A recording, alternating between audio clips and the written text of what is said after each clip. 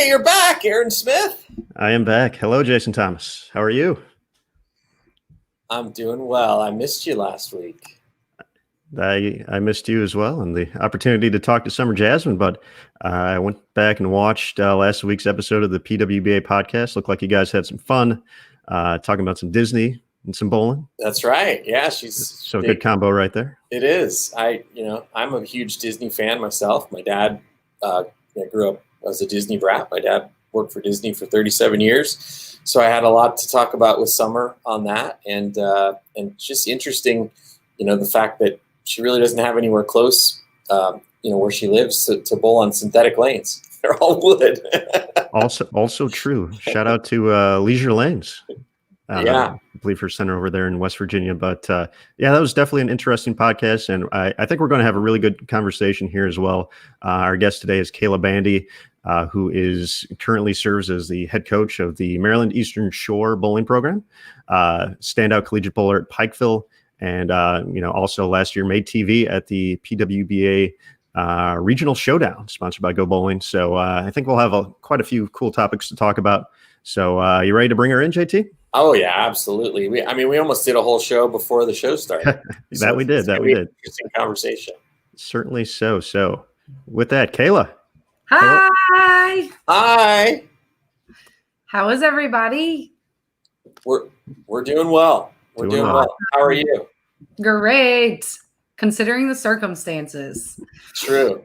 Yeah, tell everybody about that bowling ball that you left on the drill press. Well, our facility on campus is just starting to open, and it was just kind of funny to go back into work the last month and get things back organized. And a bowling ball had sat on the drill press for months, where I was drilling a piece for our girls to go to the sectionals competition.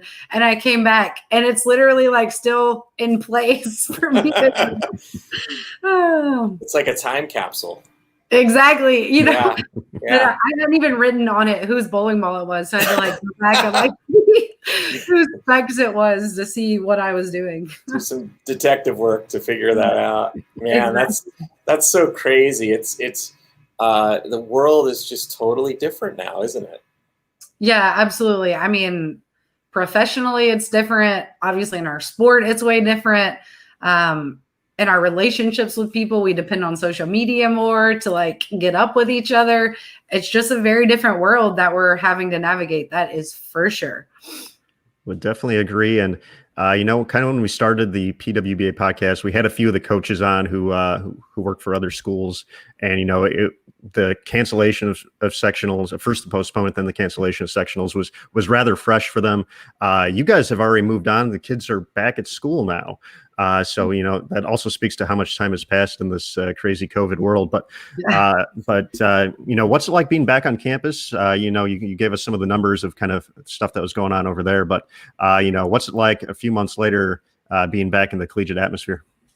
Oh man, it's awesome. So, well, I shouldn't say awesome because we can't do athletic related activity, but it's really refreshing just to see my campus getting the wheels going and at least trying to get things moving again. So we had 1,600. We started school last Monday, August 10th. Everyone returned to campus that Friday, Saturday, Sunday before it. And we've tested 1,600 faculty and staff, those that returned to school living in the residence halls, and 16 tested positive. So as with anything, it's just kind of day to day, just seeing, what we need to do to keep the doors open, if you will.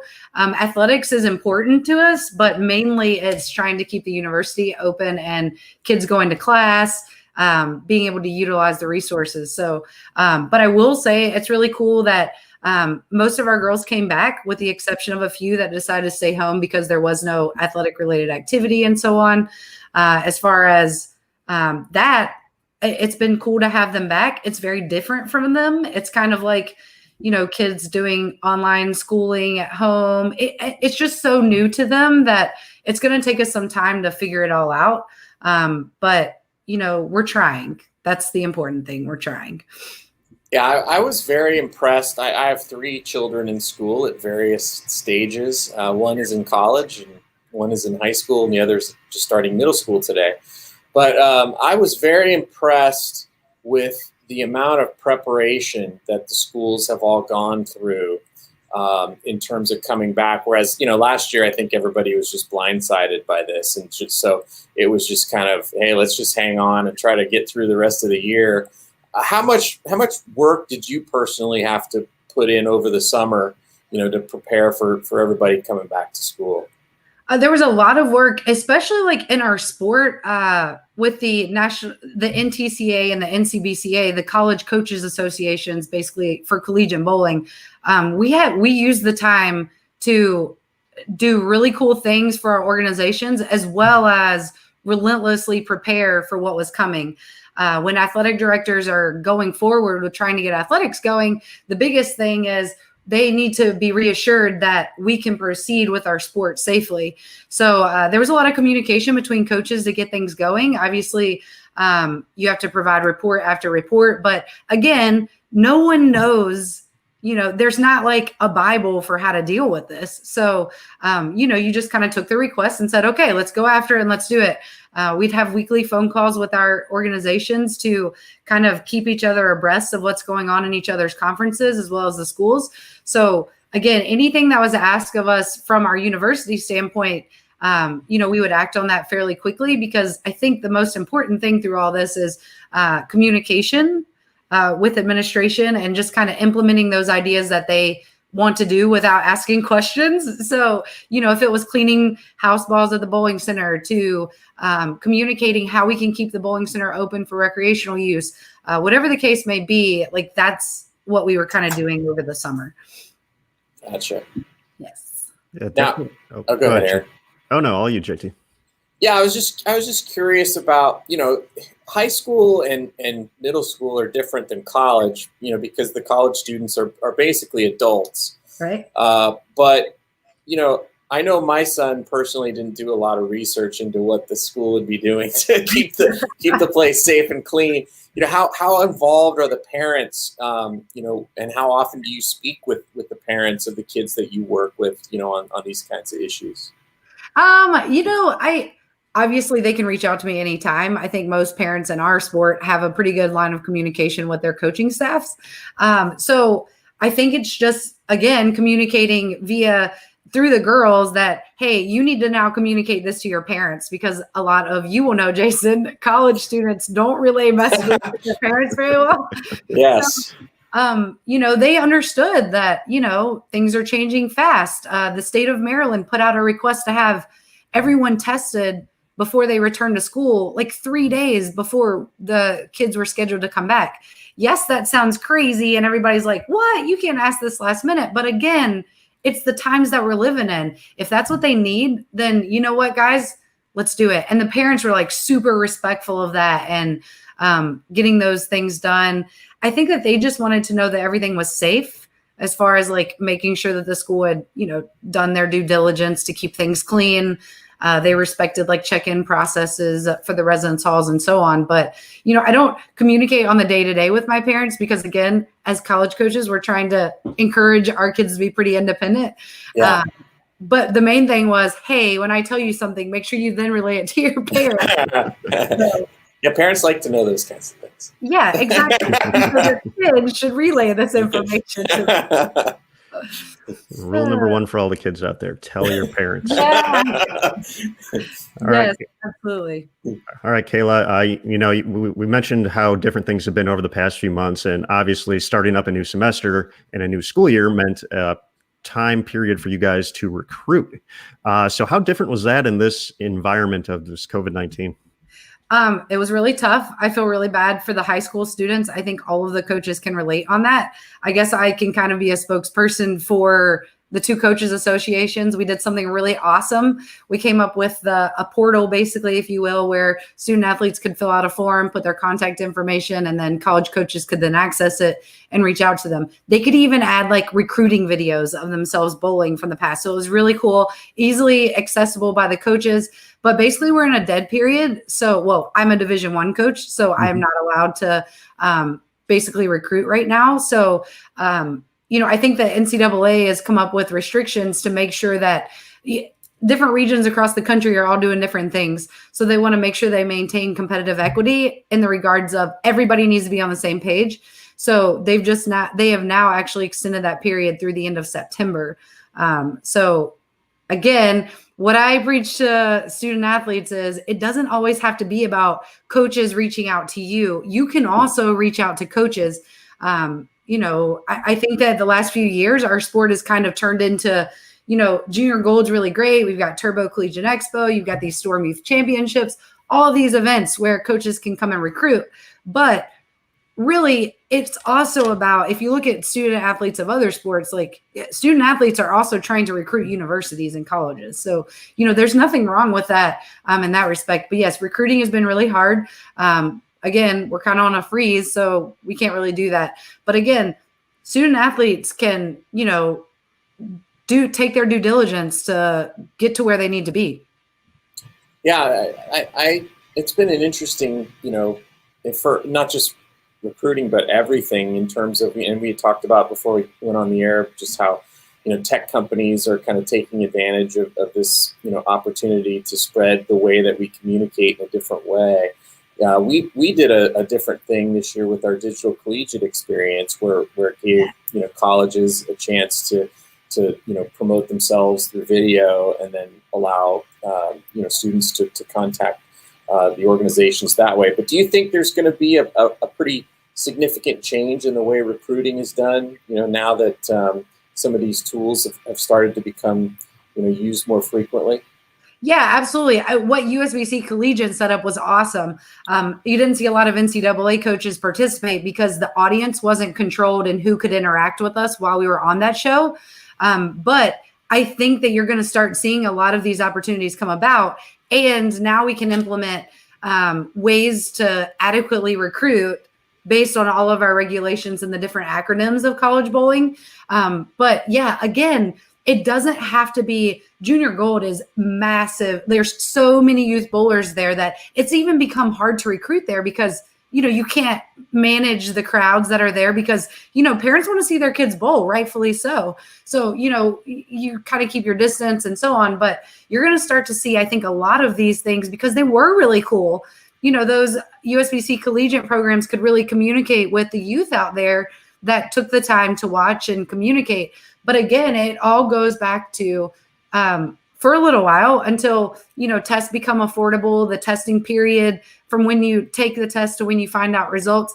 When those things come about, I think we can kind of start to go back to the old way that we had while still implementing some of the new ways, which will make it kind of cool. Like we're, evolving with the times.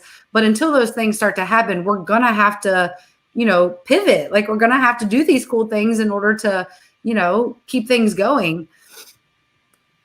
I think that's a good word there. Pivot. I like yes, it. We're going to have to pivot. Like a good word for 2020. Yeah, we've been pivoting quite a bit. Everybody has to pivot. We're all pivoting. Now, Kayla, we've kind of talked about the range of the past few months, and obviously when this all started in March, as you mentioned, you were drilling a bowling ball for one of your student athletes, and the Hawks had a pretty talented crew this past season.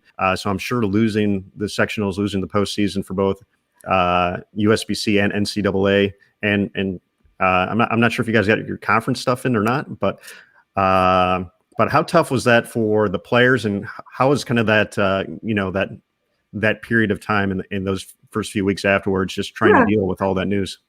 The first few weeks was really, really hard. It's just like professional athletes when you find out that you're not going to get to compete, maybe even on a different level for them because some of them that's their livelihood.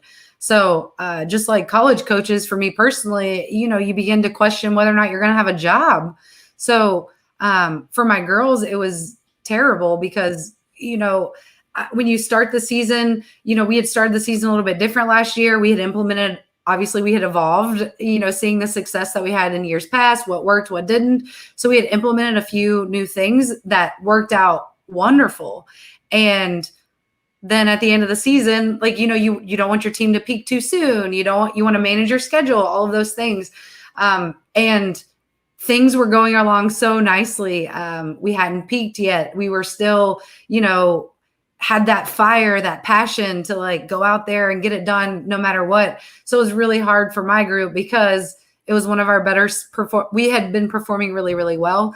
I really hated it for all of the seniors across the country, in the respect that, yes, they got to compete a majority of the season, but postseason is what you prepare the whole season for. So then to take that away from them, it was really hard. But it was also really good it was a learning lesson that, you know, we've got to take a step back here. Like we can't like put all of our beans in one pot, and that's athletics. So, you know, it taught us all that, you know, it's about the relationships that you establish throughout the year. It's about, you know, the day-to-day competition. It's the going out to eat with your families, because all of that can be taken away. And it doesn't have to just be COVID, you know, an injury or whatever the case may be. It taught us a hard lesson in, hey, reality check. It is not all about trying to win. So we just kind of took a step back after we got over the mad, angry moments and just, you know, took it for what it was, that, hey, you know, we've got to roll with this. It's what we've been given. What are we supposed to learn from this? So it was what it was, just like all of us professional athletes. It sucked. You know, you prepare in the off season, if there is even an off season, and you're ready to go, and then you can't go. Yeah. I mean, you obviously had to deal with it yourself with the cancellation of the PWBA season, but primarily with the seniors, what was kind of your message to the seniors who, you know, this was kind of their last chance to, you know, to compete? I think it was just, we didn't really understand what was going on at first. Like it was processing like, okay, maybe it's going to be later, or, you know, this or that. Then, oh, hey, you're not going to have graduation either. I mean, there isn't really words to say to someone like that in that situation. Besides, it's kind of giving me chills now, in that I had one of the best seasons ever this past year, just in having a good time with my girls. Like, you know, we just enjoyed bowling. Like we enjoyed competing. We enjoyed van rides. We enjoyed the little things. So it was kind of like all the things kind of led up to that happening at the end. So again, it was just communicating with them that, you know, I won a national championship at Pikeville, but that wasn't what I, you know, cherished the most. It's the phone calls with my old teammates now, like talking to them, or the people that you network with while you're in college bowling. It's about those things. And, you know, these girls, they just didn't have a choice. Like they had to buy into that. Like as cliche as it sounds, like this is what it is. You got to buy into it. So, you know, we can say that, those of us that got to compete, but they don't get to say that. They just learned it the hard way. So, but yeah, it was just kind of consoling them and being there for them. I still don't know, you know, I wish I could give it back to them even to this day, but it is what it is. And, you know, there's bigger and better things than those small little postseason, you know, accolades that they could stumble upon and win. It's, you know, great, but there's other things to remember. Excellent message there. You know, you talked about, you know, going back to your Pikeville days back in the, and I think I saw behind you, there was, you got some, some of the memorabilia back there, which is very nice. But, you know, you've been in the collegiate scene now for, you know, coming up on 15 years as a competitor and as a coach. I'm curious, you know, kind of how did you find your passion to coaching? And, you know, obviously Maryland Eastern Shore was, you know, and still is a very strong school. You came in after a great coach in Sharon Brummel. You know, just what was, you know, your passion for coaching, and when you got the opportunity at UMES, just what did that mean to you? Yeah, I could talk for an hour on this. When I was out of high school, like obviously my plan was not to become a collegiate coach. But I think that just along the way, it was just kind of building on my experiences professionally. I had worked for Upward Bound at Pikeville. I had then become the director of residence life. I was competing every weekend in different amateur tournaments across, you know, the Northeast, if you will, Ohio, that direction. So I knew that I wanted to compete. So then this opportunity came about. Christina Serbinsky had just left the institution. She had bowled there and had a phenomenal career. She had made this program between Coach Vermel and Christina. The program was thriving. With that, everyone thinks that when you take over a program like that, like it's just handed to you, like, here, you can take it and you're going to win automatically. That is not the case. There was a lot of transition there. It was a really hard time in my life. There were 1 or 2 years where, I had to figure things out, and I had to figure out that, I had all of these experiences professionally. Everything kind of fed into each other as it was supposed to. And I had to build on what I was good at. And, I thought that coaching was, one set way, if you will. But I think when I became most successful and realized that developing student athletes was for me, was when I realized you can do this and still be yourself. And, do people be excited, be happy? You don't have to worry about the kid who doesn't show up to practice because, this or that, whatever. Like the ones that want to be there will be there. But it was just kind of like realizing that I was in the place that I was supposed to be. And again, when this opportunity came about, then the professional tour came about. So like I have had throughout my life, I have learned that everything happens for a reason, and wherever you're supposed to be, you'll get there as long as you accept where you're at currently. So yes, no, I did not think that I was going to be a head coach.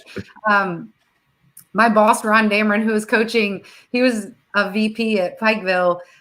This opportunity came about, and he's like, why would you not go and check it out? So I came and fell in love with it.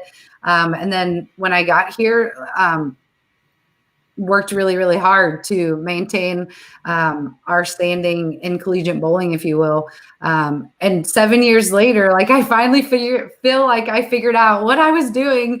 But yeah, it's been a journey. It's been fun, but this is not what I had envisioned, but I am loving the ride. That's for sure. Yeah, I know, I'm not as much of a college bowling historian as Aaron is, but I do know that your previous school and your current school, there's quite a bit of a rivalry there, right? Between, like, didn't you, when you won the national championship at Pikeville, didn't you beat your current school? Yeah. And so do you get called a traitor or anything like that going on? Well, when they first reached out, I'm like, what? Maryland Eastern Shore, like, that's who we bowl against. Like, I don't want to do that. I'm a very competitive person. So I'm like, what? But, I mean, they were, the queens of NCAA bowling at the time. So, of course it was a great opportunity. But yes, in 2008, they had just left the NCAA national championship and won. So when they came to USBC Collegiate, it was awesome because we're like, yes, we hope we bowled them in the finals because, then we can say that we've beat the NCAA side of it, which is, now that that is not the way that you should look at it. But that is what our immature selves were thinking at the time. And yes, we did. But I will tell you, I'm not sure if it's a rivalry anymore because for some reason, the past few years, Pikeville has always knocked us out of USBC Collegiate, but as a coach. But I will tell you that, again, I learned from those experiences. We were getting to USBC Collegiate just dog tired from the scheduling on my behalf. So, again, I was so frustrated because we had gotten to the point where everything was good to go. And then all of this hit. So, but yes, I'm not sure it's a rivalry anymore, but yes. Is it weird for you to, be on the other side? So when Ron was coaching, yes, because obviously Ron coached me, and so he would always give me a hard time. But now Coach Brown has taken over, and it's kind of, he's made the program his own. So it's kind of different than it used to be in that regard. So, back when Ron was coaching, absolutely. But now it's, a different program, if you will. So. Now, those Pikeville days for you, just very great overall. 4-time All-American, 2-time NCBCA MVP, and of course, as we talked about, the national title in 2008. For you as a competitor, what was it like going through those times and kind of the progression you took as part of the team over the course of your 4 years, kind of falling into that role of being the player? You're the best player in the nation. What was it like being the best player for your team and, trying to help them, find a way to get to the ultimate goal of winning? Well, I don't know that I was the actual best player on the team. I think the reason why we won is because there wasn't one best player on the team, if you will. I was bowling with some really great athletes. Jennifer, who had won, I think, every title that USBC had offered. Like, she was on Team USA. She had won the singles collegiate title. She's won a lot. Okay. So, she was there. Ashley Galante was there. Becky Sullivan, who was, super active in bowling back then. Canada, Michelle Mackay was there, who was, a star in Canada. Sarah Germano from New York. And then we had Amanda Hamill and Ashley Stahersky, who were, phenomenal teammates. So I think that's what made us most successful, is that, we really didn't think of ourselves as being the best on the team. We were basically there in a supporting role for each other. And that, I would drive home over the holidays or when I was going home, and like the 5 hours, I would envision us winning, like what role I was going to play. But yeah, I was the leadoff bowler. I wasn't bowling 4-5. So I won 2 player of the years being a leadoff bowler first on the, in the one hole, for those of you that are unfamiliar in Baker. So, your best players are usually 4-5, but I was the leadoff, and I accepted my role as my job is to get my team excited about bowling. They can get whatever information they can get from my shot, and let's get the job done. But, even those other accolades, the individual ones, going there, I didn't know, even my own coach was like, you're not going to win that. But, it was, there were really great athletes that were bowling in college bowling at that time. So, obviously I was humbled by being named those things, but again, I don't even think I could have won those things without a good supporting act from my teammates, if you will, because you got to have really good teammates in order to make yourself better. It's just like with professional bowling. Like, I've learned that, in order to be successful at this thing, it's not just about you. Like, you've got to get a good circle of people around you. That's what Pikeville was all about. We had really great people in the same spot at the same time. That kind of made it work.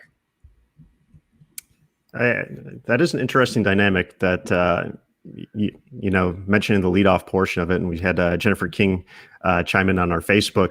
Oh God, what did she say? She said she was the best leadoff bowler. Meanwhile, she was the one that was like, strike or else. But, I think that's a different,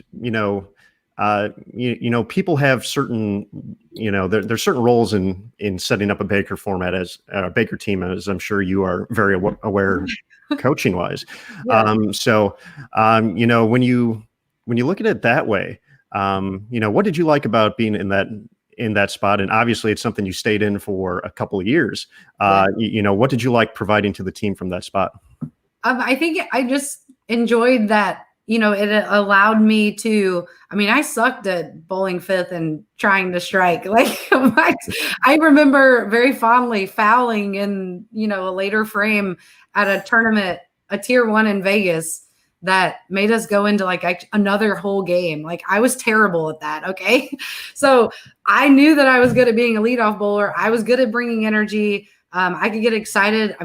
No one wanted to win more than me and my teammates. So, I was very good at relaying that same energy to my teammates, but it also came, I could respect that position because when I was a freshman, I was one of the only freshmen on the squad. So, to get the opportunity to even be in the roster was, a blessing, because as a freshman, we went to sectionals, and I was rookie of the year that year and didn't throw a shot at sectionals the first whole day, which is 32 games. Mm-hmm. And so I'm crying to my parents, oh my God, I didn't get to bowl. And meanwhile, my dad's well, too bad. Guess you need to get better. Or, whatever he said, you've got to, become a valuable asset to your team. And when the opportunity comes, it'll present itself.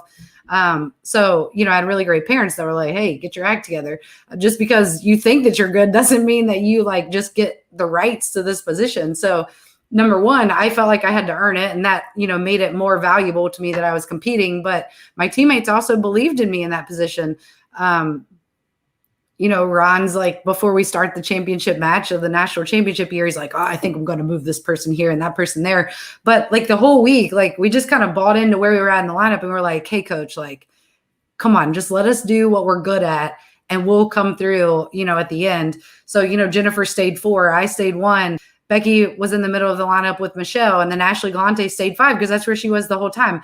And I think that we were successful because at that moment we all believed in each other, and we knew that the other one believed in us being in that role. So, again, my teammates really made me believe in myself that, I was good at bringing the energy. I loved it. Again, it was their job to strike in the 10th. I just promised to clean the frames so that way they wouldn't be forced to strike a whole lot. That's very nice of you. Yes, exactly. As a coach now, how do you kind of psychologically profile all of your current players and try to understand where it is that they are comfortable and where they do fit? And then, if you don't agree with their characterization of where you think they do fit, how do you explain that to them? I think it's really, really hard. I think that you kind of have to take yourself back to athletics, if you will, and where you were mentally. So just kind of putting myself in their position. I played volleyball at Pikeville, and I was not the best player there. So I can relate to them in the regards of, I know what it's like to sometimes, not play when you really, really want to, or accept that, your coach sees it a different way. So we're pretty transparent. Obviously that hasn't worked out in my career. You basically learn from the experiences with different student athletes and things you can do better. And I think the hardest part for me as a coach was trying to make sure that I was realistic the whole time. I think one of my pet peeves is when people say, oh, good shot, when it was a terrible shot. Because, you're just kind of trying to build up your student athletes. But that I learned that actually is a detriment, because then it causes confusion in everyone's mind and so on. But I think it's just, being completely transparent on, what we're good at. I know when my girls are being receptive to like the way that I'm coaching, if you will, now. And so I just kind of learn what they're receptive to and go with that kind of vibe. And then with my student athletes, it's the same way. Like you can kind of read their vibes. I majored in psychology in college, so maybe that's where I get it from. But you can kind of feel their vibes. And they're completely comfortable with telling me like, hey, coach, I'm not comfortable with that. Or, sometimes it's like, coach, just give me a chance. Like I can figure this out.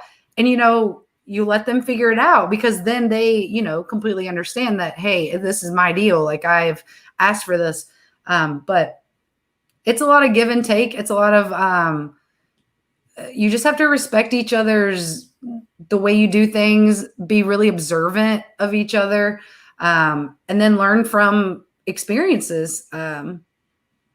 Yeah, I don't know if I answered the question. Yeah, I've noticed, you've had a lot of talent, especially the last couple of years, and and I've even watched some of the tournaments where, there were players that I couldn't believe, weren't on the roster because of how talented they are and how good they looked in practice and whatnot. Is it sometimes harder to have a team with more talent than just a team where everybody just kind of fits and you just have enough talent to spread through the roles? Right. Well, I'll say that. So last year, I'll say that I probably didn't have my most talented team, but we were the most successful of all of the years that I've had coaching in the regards of just everybody's talents kind of fit together, if you will. My school in particular, we're consistently in the top 8 in the country. This past year, 5th and 6th at some points throughout the season. So it's not always about talent. It's about getting the team to work together.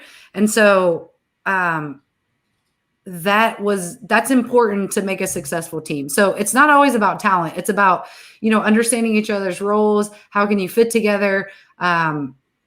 You perform your best when you're comfortable and in your safe zone, in your space. So we just did that really well this past year. I learned a lot through, I'm 34 now. So when I started this, I was in my 20s, and it was really hard for me to, when your student athletes make a bad decision, to not start your best player. I really want to win.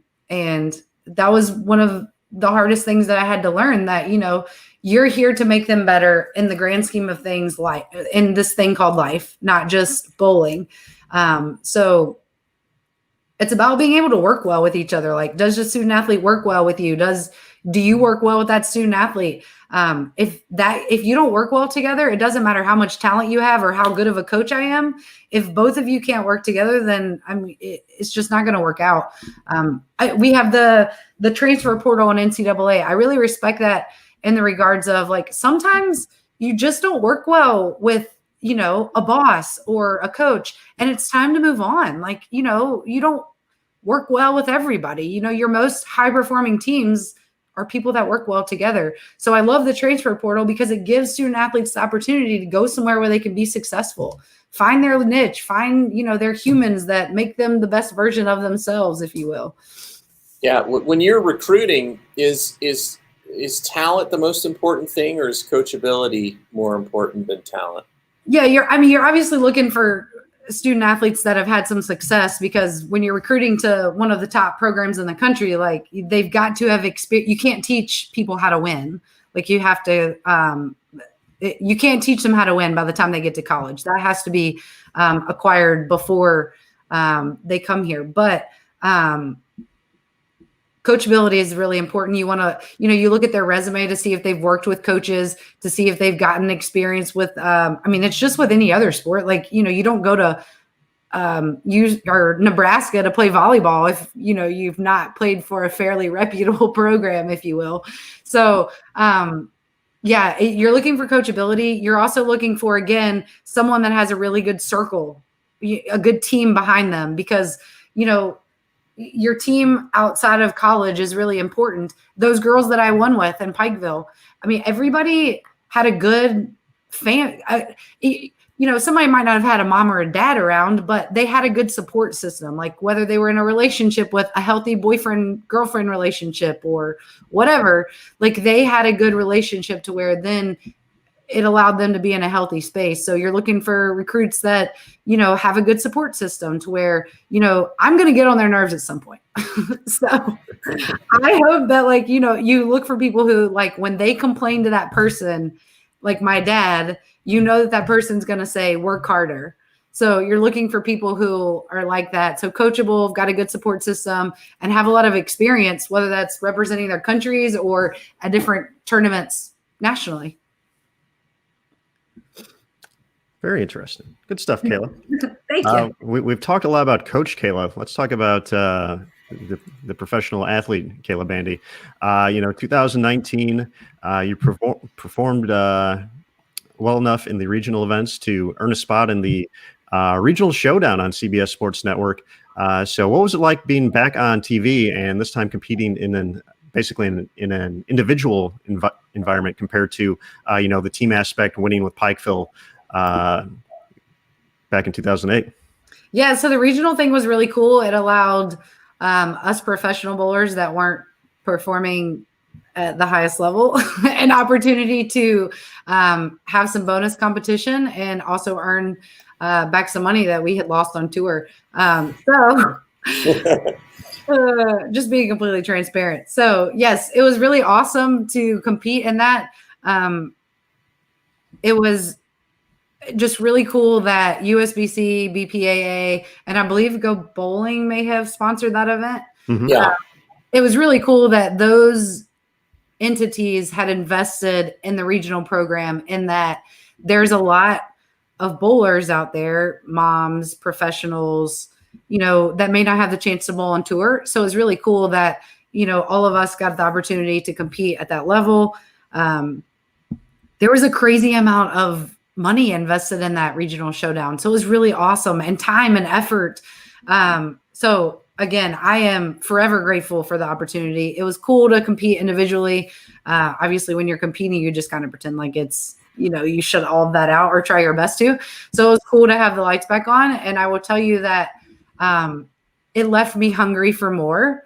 And it drove me to rethink how I was performing on tour and know that I needed to be on tour and I needed to change some things around, because I really wanted to get back to that scene, if you will. So yeah, it left me hungry for more. Forever grateful for those entities that invested the money, because that was a lot of investment that they put back into the program. So it was an awesome opportunity. Yeah, talk a little bit about. I mean, obviously, you were one of the best collegiate bowlers ever, and then you didn't get a chance to go out on tour right away because there wasn't a tour to go out to. So you might have, my guess is you probably, let your game slide a little bit for a few years, right? No. Go ahead. But we come up with this regional thing, and you're at the top of the standings every tournament. What's the difference between the succeeding at the regional level and succeeding at the tour national level? There isn't. That is what I've learned from this. Again, I'll kind of go back on what we talked about earlier.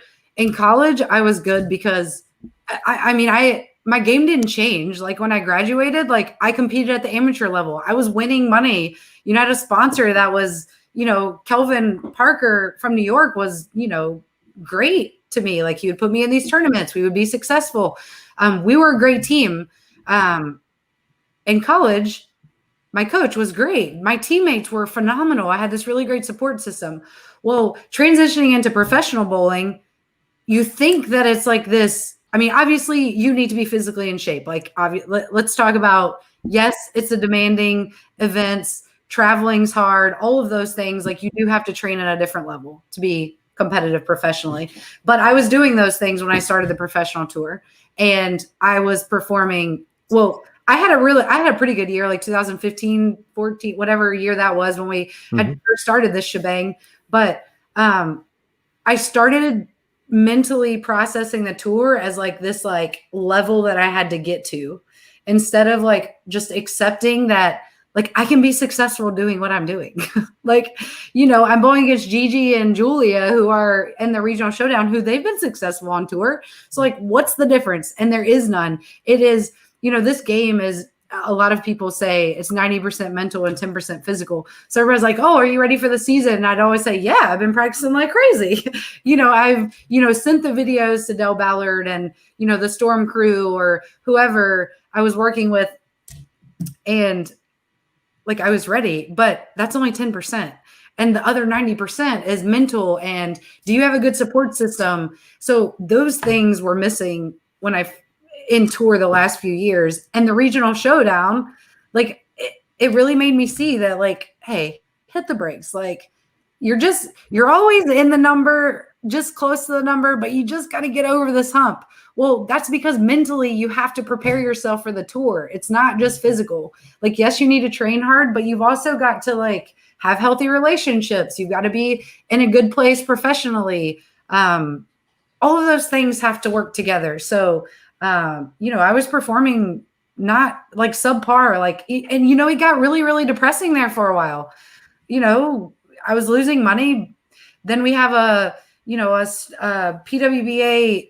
I at some moment we had a talk with, individuals where they were like, at some point you have to realize like you're building up credit card debt, paying for, a tour stop here or there. But, I was making just enough money to like pay off that.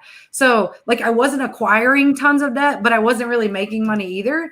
And it got exhausting mentally because, you see all this on social media about this person and that person winning, and then you begin to idolize them. Like, oh my gosh, I need to be like her. She has such this wonderful life, whatever. Like it's exhausting. And the smile, people are like, oh, she's always smiling and nice. And like, I don't want to be just a smile. Like, yes, I'm always going to be nice to people and I'm going to be happy, but like, I don't want to be known as that. Like, come on. So it was just processing all of that and like really realizing what was different now. And the only thing that was different was I was working harder physically, but mentally I wasn't in as good of a place as I was, in college or, right after college when I was competing at the amateur level. Sorry, that was long-winded. That was good. That was all interesting Interesting stuff. So are there certain things that you're working on now that you plan to bring forward when the tour resumes? Yeah, absolutely. So when it's just realizing that why you're competing and what you're good at, and I have a healthy group of healthy team, if you will, behind the scenes that I can have honest conversations about, like, okay, like, what am I good at? What do you see me being good at? This is what I think I'm good at. What do you think? And just building on those things and, being in a good place, being in a good vibe, like high energy. And so I've got really cool projects that I'm working on professionally. My team's in a really great place. Obviously, it's not too excellent because we can't do athletic related activity, but there's a lot of good things that are going on professionally. So this time around, again, I was ready to go when the tour started this season because all of this happened, early summer, and so I was ready to go. Now I'm just waiting for the green light to have some tour stops. Now, one thing we didn't ask earlier on, and I'm guessing so, are you guys able to bowl? So how much have you actually been, have you had the opportunity to compete, or has it just been practicing mostly?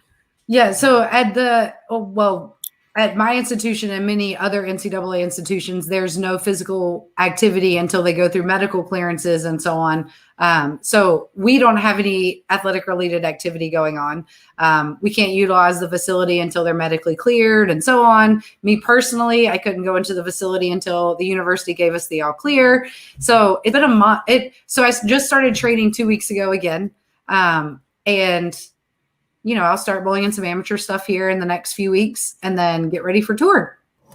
You don't forget how to bowl. Like, obviously you need to like go in and get sharp and you need to have, some time working on things, but like, you don't forget how to physically bowl. Yeah. It's like riding a bike, especially if you've got your 10,000 hours in, like you have. Right. Obviously, based on my conversation today, if you have a really good friend to partner with you while you go bike riding, you can be great at it.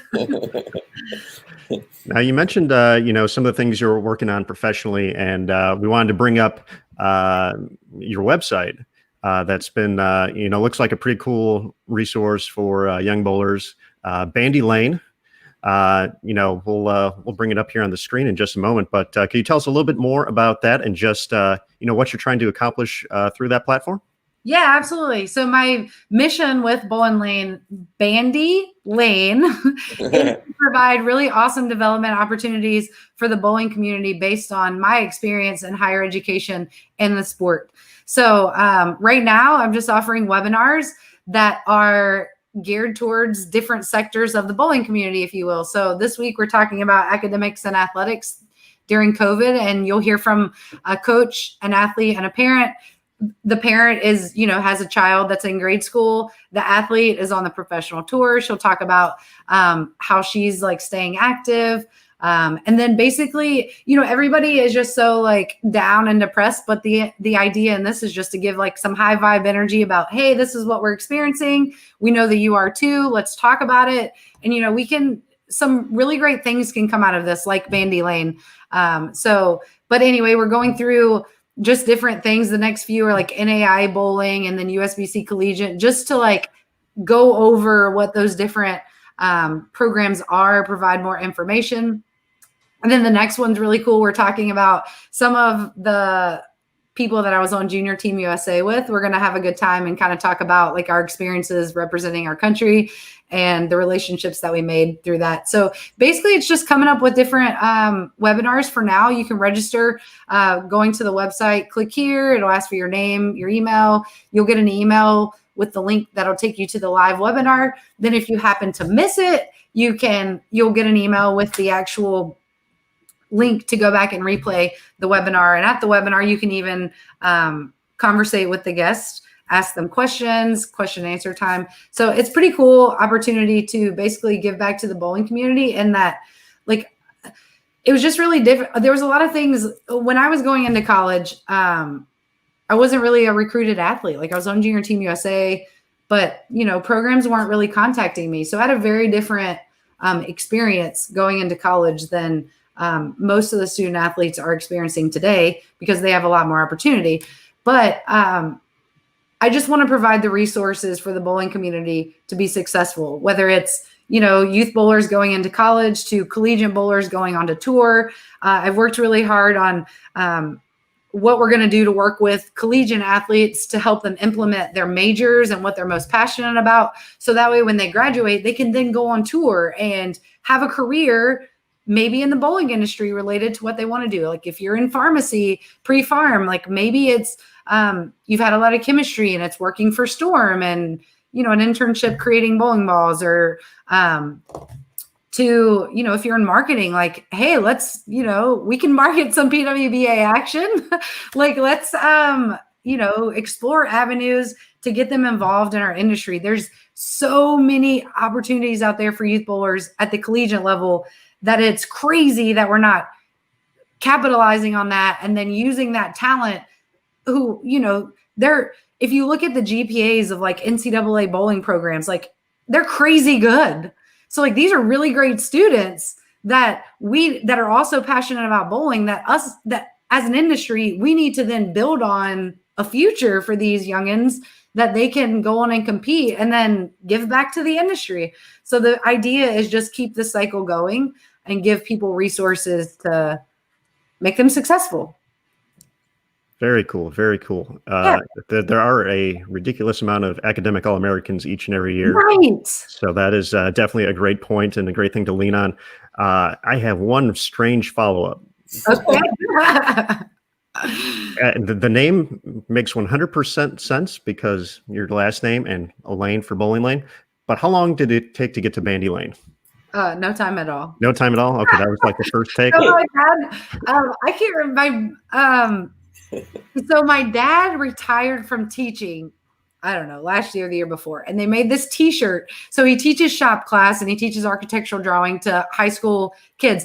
He loved it, and his kids loved him because it gave them excitement to come to school, if you will, because these kids mostly hated school. Like they didn't want to go sit through math class. They're like the farmers who are like have to come to school because their mom and dads make them. But the kids like loved him. Okay. And they made him retirement shirts, and the back of the shirt said Bandyland, and it said it was his last tour, like a concert T-shirt that they made him.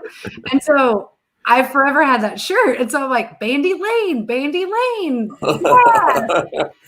Bandy Lane is located in Bandyland. Yes, exactly.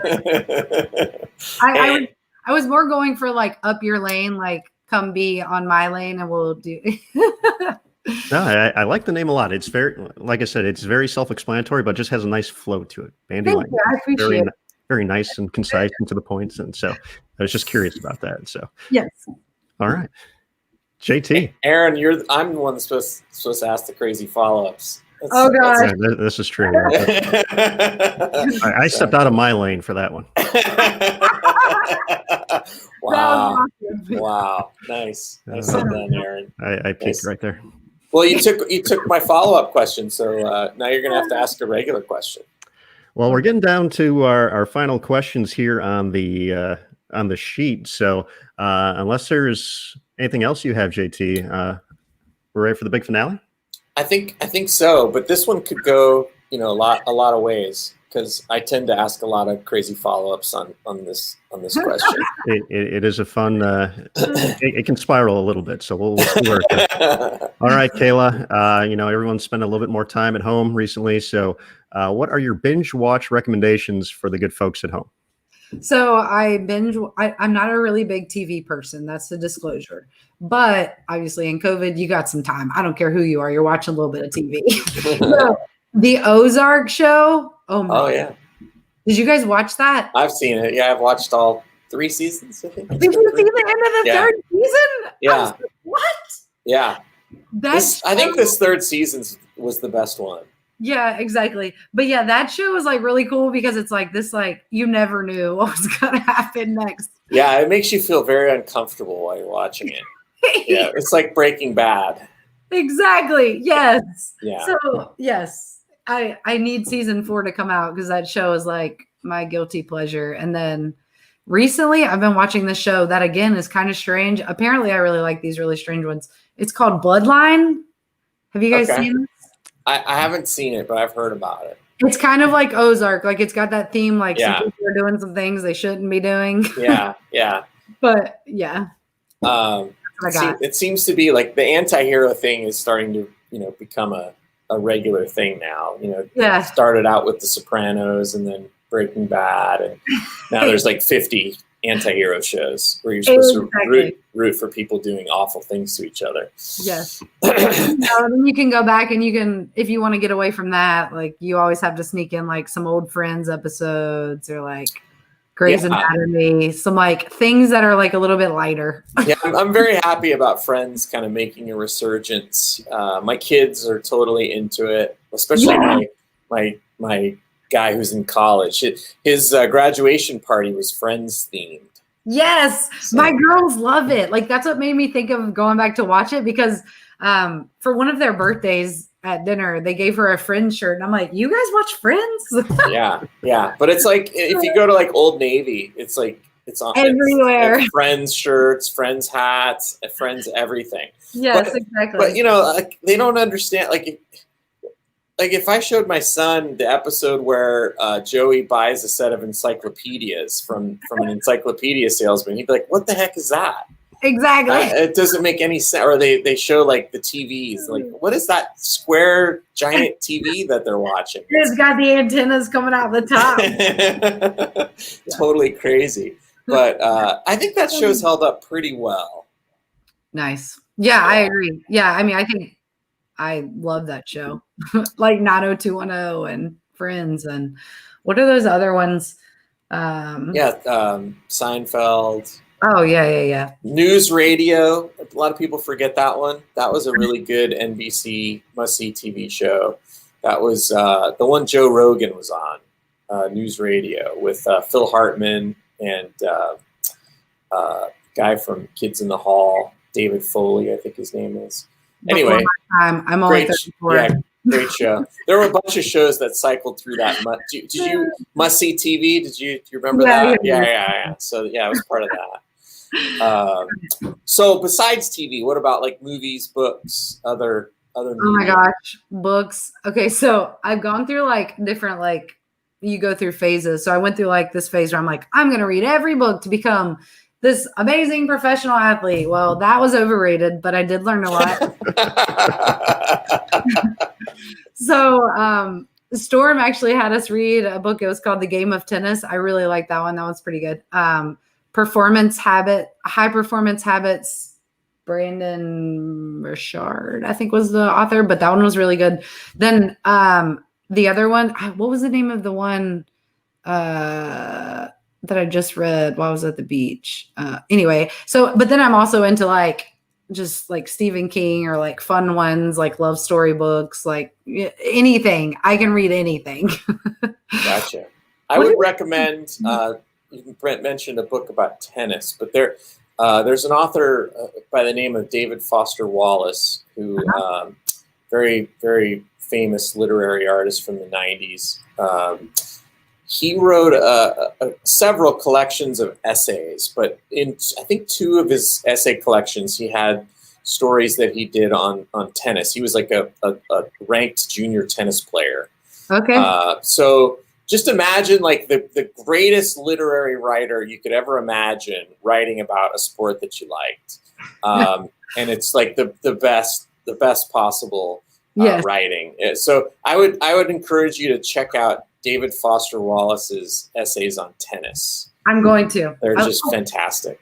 And I have another one. So this was a super weird situation. So Kim Kearney shares a book with me, What Made Maddie Run, and says, you got to read it. So I like go to get the book. I'm reading it. Well, in the next staff meeting, my friend's athletic department says, you guys were all going to read What Made Maddie Run. And so he tells me, he's like, hey, we got to read this book. I'm like, what? Kim just told me about this book. Okay, it is phenomenal.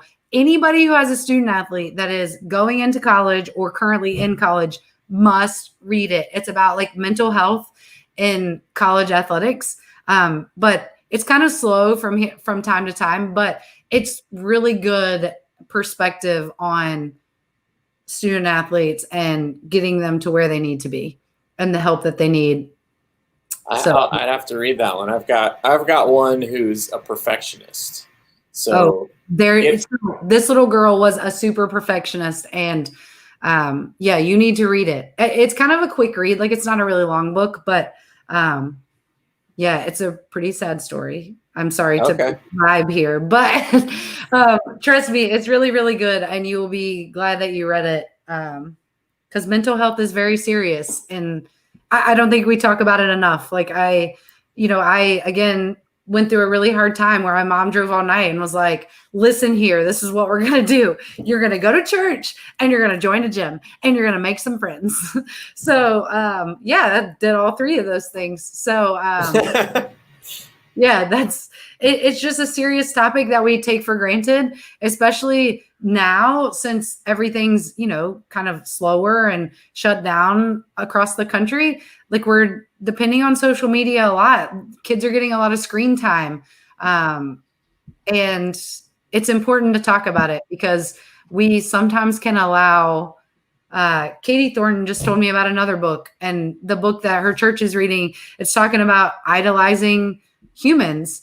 And I think a lot of that can happen, especially in this time. And books like that are really informative about the process and kind of put things in check. Like, kids are a different breed these days. Even, we're subjected to different things. And it's really important to understand what you're being subjected to and talk about mental health. Like it's okay to be depressed. Like we all hit that moment, from time to time. And it's just important for people to start talking about it and understanding we've all been through it and we can help each other get through it. Yeah, no, that's definitely a great message because it does have a stigma attached to it, but it is something a lot of people deal with, and it's can be a very serious problem if you don't have help coping. Right, exactly. Again, like I was talking earlier about the smile thing, like behind the smile is not always butterflies and dandelions. So I think it's important to understand that it's all cool. Like there's light at the end of the tunnel, and you can get through it with some help. So, yes. Well, seems like a good closing thought there. Yeah, I mean, you don't usually ask what our closing thoughts are for the show, but that seems like a great one right there. No. Our closing thought needs to be everybody keep working hard to get this thing going because our sport needs it. Like, don't just tap out and throw in the white flag. Like, do what you got to do to get this thing rolling because our industry needs it to keep going along. Whatever happens, like just roll with it, like accept it. Be happy. I like it. I agree. 100%. All right, Kayla. Okay, it's time to get off of here because this is. Well, before we let you go, for the folks who want to kind of follow you on social media and kind of learn a little bit more, where are the places they should go to find out that good stuff? So if you just go to www.bandylane.com, you can actually click on my Instagram and my Facebook page from the website. That's probably the easiest way to access it. But yeah, really the Bandy Lane platforms are just promoting the webinars that we have coming up. And then my personal Facebook page, like I don't think anything's private on there. Yeah, just follow along, have a good time, share good things. I like the thought of, I don't want to post my score sheet after every block. Like I want to interact with people and we go in these programs that are really, really fun and you meet people and, you establish relationships, and social media should be the place where we can, keep connected and share ideas. So yeah, join me on social media and share ideas. I'd love to hear from everybody. Excellent. Well, Kayla, we will let you get back to work and all the things going on there at UMES. So obviously, the best of luck to you and the school moving forward, and of course, on the lanes as well. We're looking forward to seeing you back in 2021, and hopefully, as you talked about during the show, making a few of these adjustments that you've seen that you need to make to get to the next level. So we appreciate the time, and we will see you shortly. Thanks, I appreciate it. Bye, guys. Bye, Thanks, Kayla. Bye, Kayla. All right, JT, another excellent podcast there. Yeah, she's a breath of fresh air. That's the term that kept coming to my mind. Just out there doing stuff, and not gonna let this thing keep her down, and not gonna let a couple of bad tournaments keep her down from PWBA success, and it's just refreshing to hear stuff like that. With everything that's going on in the world right now. I would agree. And, I've had some opportunities over the years to chat with Kayla at length for stories and other interviews. And as you said, always a breath of fresh air to talk to, always, has a very positive message to bring forward as well. So definitely look forward to seeing her compete. And, as we talked a lot about her collegiate team, very talented crew. So looking forward to see them compete as well once this whole COVID thing is, gets away for a little bit and lets us start bowling again. Yeah, once it's a wrap. That's right. What's not a wrap is our content here on Bowl TV this week. I know on Thursday, the Inside the OC will be back. Matt Cannizzaro and I will be talking to the 2019 regular division doubles champions, Stephen Fisher and Cody Holbeck. But I know on Wednesday, we got some new content coming. And JT, if there's anyone to ever explain bowling, it's you. So I will let you tell us a little bit more about that show. It's really not me. It's all the guests that I'm going to have on the show that are going to explain bowling. So, yeah, we've got a new show on the docket starting up Wednesday called Bowling Explained. We're going to talk to guests from around the bowling industry every week in a number of different topics. We've got the physical game and the mental game. We've got lane play, equipment, and health and fitness. And so we're going to pull an expert from one of those areas each week, and either demystify things that people want to know more about bowling, or learn something completely new that nobody even knew was out there. So that's what the theory behind the show is, and I'm looking forward to getting it started this Wednesday. We're going to have Tom Frenzel from the USBC's research engineer here, and whenever I go down and visit Tom on the first floor over down by the ITRC, I end up spending like 2 hours down there that I shouldn't have spent, because we just talk about cool stuff. So he's going to be a great first guest for the show, and we'll kind of set the tone for what that show is going to be going forward as well. So looking forward to it. For you folks who may not know Tom, he was instrumental in the Journey to 900 videos. He was the one who ran Earl, and had some frequent stops in the lab as well. So if you want to get to know Tom ahead of time, be sure to check out those pages, the lab, archived events, all that here on bowltv.com. On Friday, we will have our next season in the top 20 greatest seasons of the PWBA tour history. Pat Costello, 1974, is going to be up there. Lucky number 13. There were so many seasons on this list that I just was not aware of, and this was one of them. And so it's just really cool to be able to go back and relive the history, go through it, learn about the all-time great players, and so that's what this week's show is going to give you. It's going to give you an insight into somebody who had a fantastic career, but you may not remember it, or unless you're older than me, which is a small handful of people in the world. But yeah, I think you'll really enjoy the episode on Friday. All right, excellent. Big thanks once again to our guest today, KAYLA Bandy. For Jason Thomas, I'm Aaron Smith. Everyone have a great week, and of course, be sure to visit us here on bowltv.com. And that's going to do it for today. Thanks again for joining us. Remember, Bowl TV, bowling lives here. Have a fantastic week, everybody. Be safe, and we'll see you soon.